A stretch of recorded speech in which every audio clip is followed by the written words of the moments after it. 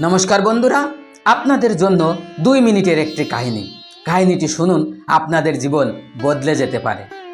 একদিন এক রাজ্যের রাজা তার রাজ্যের প্রজাদের মন মানসিকতা পরীক্ষা করার জন্য একটি রাস্তার উপর বড় একটি পাথর রেখে দিল। আর সে ছদ্মবেশ ধরে সেই রাস্তার পাশের একটি গাছের আড়ালে গিয়ে দেখতে লাগলো কে ওই পাথরটিকে রাস্তার উপর থেকে সরিয়ে রাখে। রাজা গাছের আড়াল থেকে দেখতে লাগলো।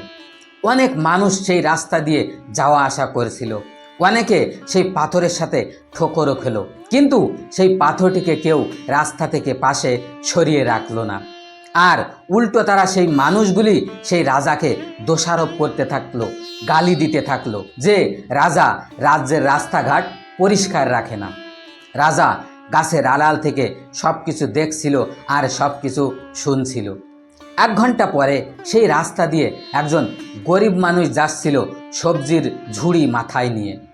সে যখন রাস্তা দিয়ে যাচ্ছিল তখন দেখতে পেল সেই পাথরটি রাস্তার উপরে রয়েছে। সেই গরিব মানুষটি ভাবলো, পাথরটি যদি এমনভাবে এই রাস্তার উপরে থাকে তাহলে মানুষের তো ক্ষতি হতে পারে, মানুষ ঠোকর খেয়ে পড়ে যেতে পারে, মানুষের অনেক ক্ষতি হতে পারে। তাই সেই গরিব মানুষটি অনেক চেষ্টা করে সেই পাথরটিকে ধাক্কা দিয়ে রাস্তার পাশে রেখে দিল। সে যখন পাথরটিকে ধাক্কা দিয়ে রাস্তার পাশে রেখে দিল তখন দেখতে পেল যেখানে পাথর ছিল সেখানে কিছু স্বর্ণমুদ্রা পড়ে রয়েছে আর একটি সাদা কাগজ রয়েছে। গরিব মানুষটি সেই কাগজটি পড়ে দেখতে পেল সে কাগজে লেখা আছে যে এই পুরস্কারটি সেই মহামূল্যবান মানুষের জন্য যে মানুষটি এই পাথরটিকে রাস্তা থেকে সরিয়ে পাশে রেখে দেবে।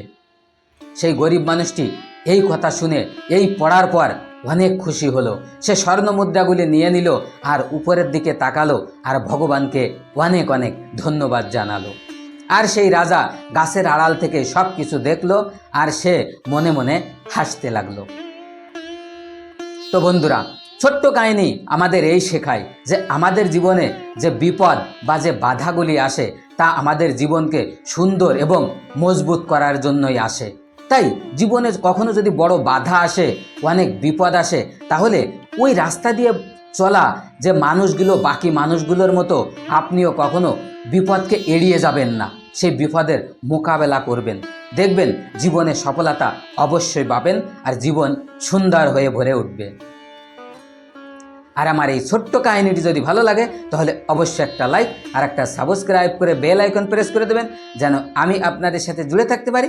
আর আমার এই চ্যানেলে এমন ছোট ছোট অনেক কাহিনী দেখতে পাবেন। আর আমার কাহিনীর ভেতরে যদি কোনো ভুল দেখতে পান তাহলে অবশ্যই কমেন্টস করে জানাবেন। ধন্যবাদ।